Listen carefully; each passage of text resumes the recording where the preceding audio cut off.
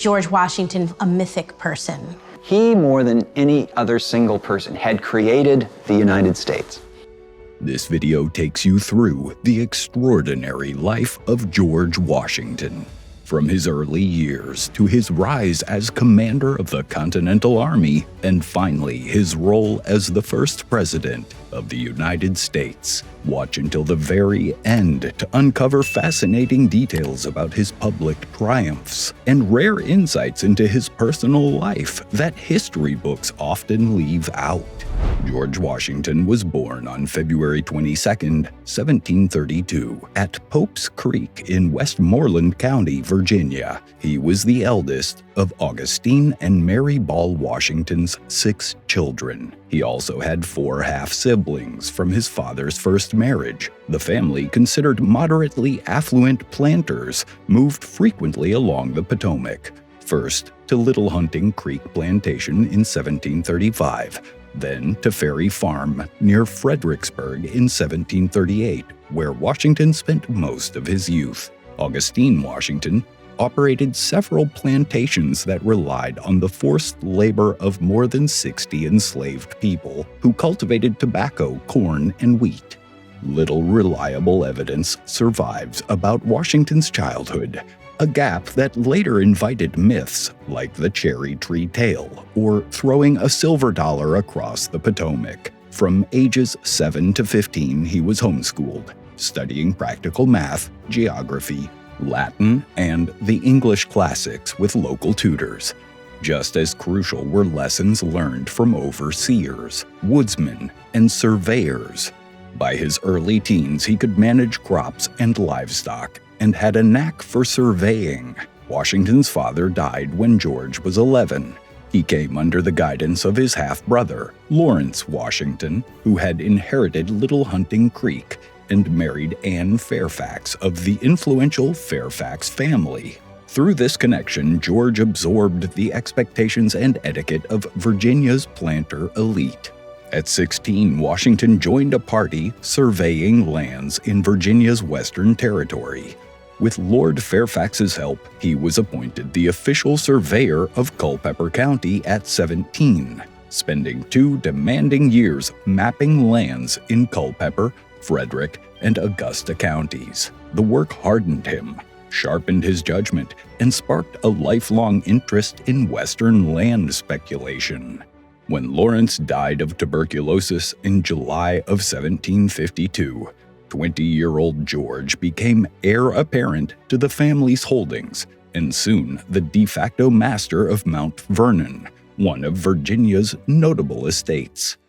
Ambitious and steady under pressure, Washington accepted a commission in February of 1753 as major and adjutant in the Virginia militia. That fall, he carried Governor Robert Dinwiddle's warning to the French at Fort Le Boeuf to vacate lands Britain claimed, an order politely declined. Promoted to lieutenant colonel in early 1754, he established a post at Great Meadows, and in May led a skirmish near Fort Duquesne that killed the French officer Joseph Coulon de Jumonville, an incident that helped ignite the French and Indian War. The French retaliated, besieging Washington's hastily built fort Necessity. On July 3, 1754, he surrendered and, unknowingly in a French document, confessed to assassination. Allowed to withdraw, he was barred from the Ohio Valley for a year. Angry over British treatment and pay disparities, he resigned that October. Washington returned as a volunteer aide to General Edward Braddock in 1755. In the disastrous ambush near the Monongahela, he had 2 horses shot from under him and bullet holes through his coat, yet helped rally a retreat, episodes that fed his reputation for personal courage. In August of 1755, at just 23, Washington became commander of all Virginia forces, tasked with protecting a 400-mile frontier. He battled supply shortages, poor discipline, and political indifference.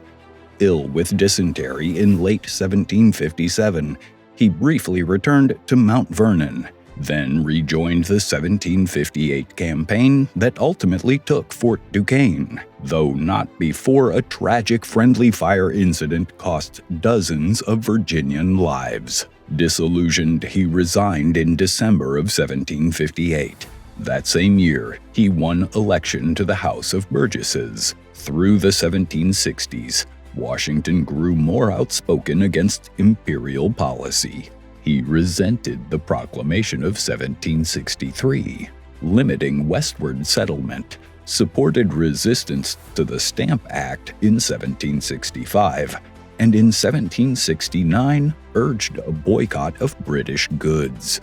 With George Mason, he helped draft the Fairfax County Resolves in July of 1774, calling for a Continental Congress and preparing, if needed, for armed resistance. After Lexington and Concord in April of 1775, Washington arrived at the Second Continental Congress in uniform. In June, he was appointed Commander-in-Chief, recommended for his stature, military experience, and political acceptability. Taking command around Boston, he pressured the British to evacuate in March of 1776 by fortifying Dorchester Heights. The British struck hard at New York in August of 1776, routing the Continentals and capturing thousands.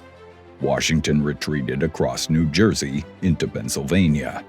On Christmas night, he recrossed the icy Delaware, surprised Hessian troops at Trenton, and followed with a victory at Princeton, reviving morale and proving the army could still fight. In 1777, Washington lost at Brandywine, and the British took Philadelphia. Yet at Saratoga that fall, a separate British army under Burgoyne surrendered to American forces, persuading France to openly ally with the rebels. The winter at Valley Forge from 1777 to 78 brought disease, deprivation, and training. The army emerged tougher. At Monmouth in 1778, Washington demonstrated his force could stand in open battle. Thereafter, he largely contained the British around New York while coordinating with America's new French allies. In 1781, Washington, in concert with French ground and naval forces, shifted south to trap General Charles Cornwallis at Yorktown, Virginia. The siege ended with Cornwallis surrendering in October of 1781, the war's decisive land victory. Though the British still held coastal strongholds, Washington helped steady a near-mutinous army and secured a 5-year bonus for soldiers in March of 1783. The Treaty of Paris on September 3, 1783, recognized American independence. In December of 1783, Washington resigned his commission and returned to Mount Vernon to restore his finances and resume plantation life. Under the weak Articles of Confederation, interstate conflicts and debt crises mounted. Shays' Rebellion in 1786 underscored the need for change. In May of 1787, Washington was unanimously chosen to preside over the Constitutional Convention. Working with figures like James Madison and Alexander Hamilton, he oversaw the creation of a new constitution that strengthened the federal government while balancing powers. His stature was vital to ratification. In 1789, Washington was unanimously elected as the nation's first president. Conscious that his every choice would set precedent, he preferred the modest title, Mr. President, accepted a salary to avoid implying only the wealthy could serve, and built a capable cabinet, Alexander Hamilton at Treasury and Thomas Jefferson at State among them. Washington backed Hamilton's financial program to stabilize national credit and supported establishing a permanent federal district along the Potomac. Treaties with native nations mixed diplomacy with assimilationist aims. A new excise tax on distilled spirits provoked the Whiskey Rebellion. Invoking the Militia Act, Washington mustered state forces and, in 1794, personally reviewed troops, asserting federal authority while minimizing bloodshed. When Britain and France went to war in 1793, Washington proclaimed neutrality, resisting pressures to favor the French alliance. He sent Chief Justice John Jay to negotiate with Britain, resulting in the controversial Jay Treaty in 1794 and 95. The treaty removed British frontier posts and eased trade frictions, though it angered many who felt it slighted American neutral rights. Washington nonetheless secured Senate approval, prioritizing stability and peace. Deep ideological rifts hardened into parties. Hamilton's Federalists favored a strong central government and commercial growth. Jefferson's Democratic Republicans emphasized agrarianism and limited federal power. Washington abhorred partisanship and refused party affiliation. But he could not halt the trend. Critics also scrutinized the dignity, some said pomp, of his public life, even as he avoided monarchical trappings. Declining a third term, Washington issued his farewell address in September of 1796.